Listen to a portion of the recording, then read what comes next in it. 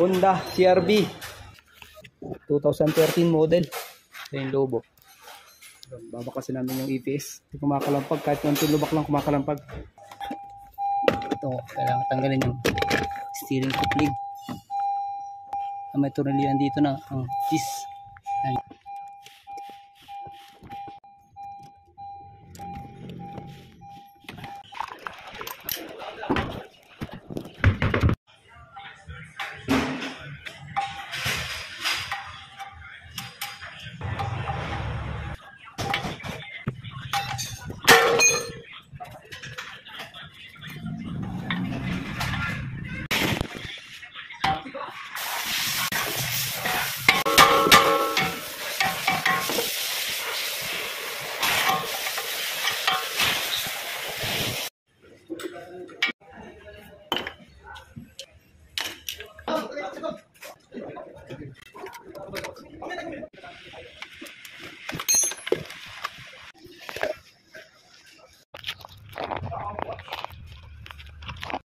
Ito yung EPS niya, electronic power steering. Yan, nakakabit mismo doon sa raking pinion.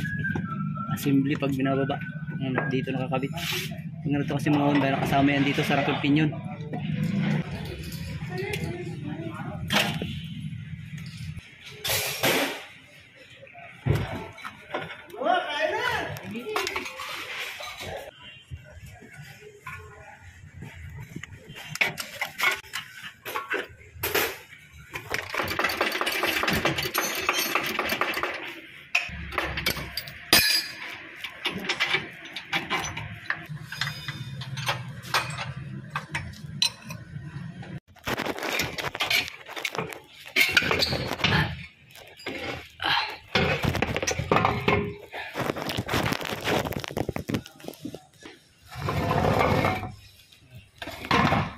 EPS niya, kasama na yung motor.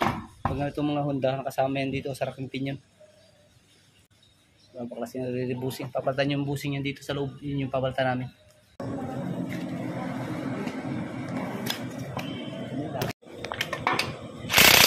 Sabi mo.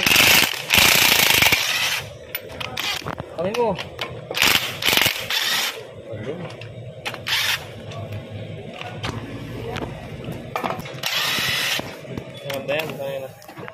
Yan, kanya no.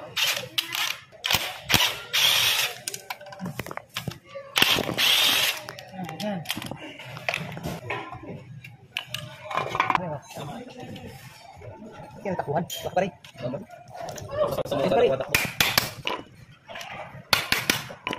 saan kasi kami ito maglabas. Okay, okay.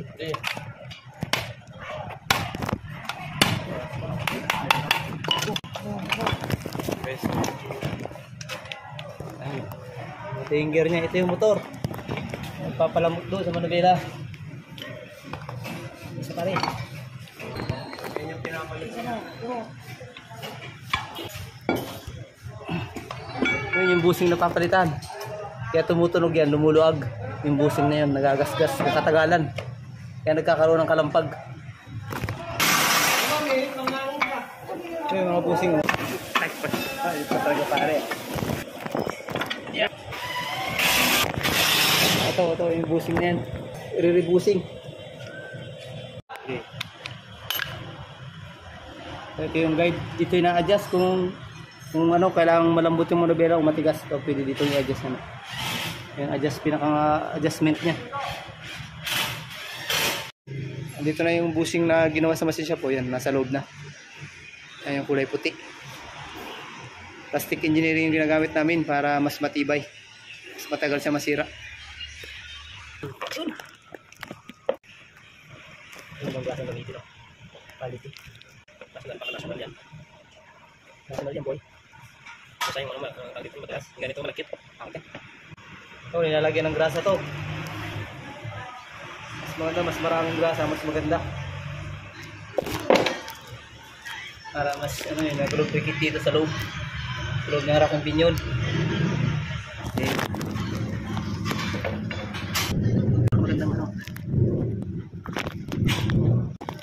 Ano? Tigas pala. Ano ba? Ano po?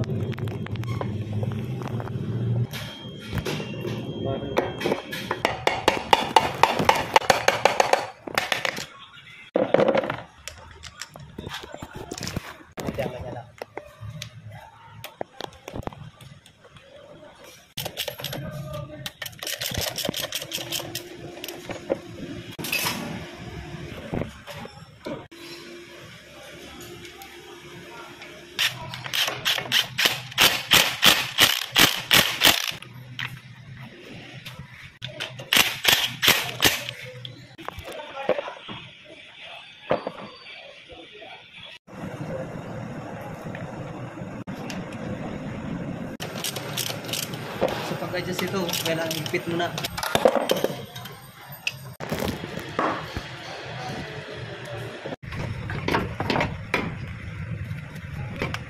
Yung mga pyesa na sinabay namin.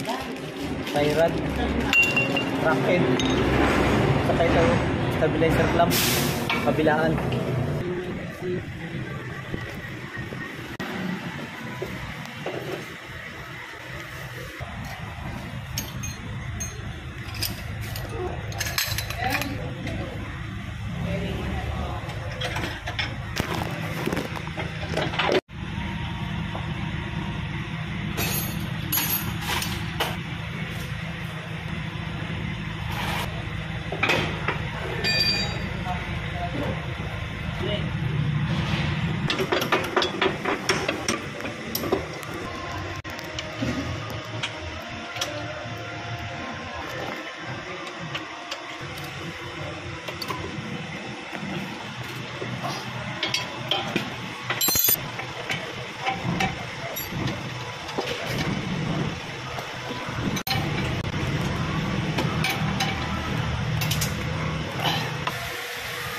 Tapos na.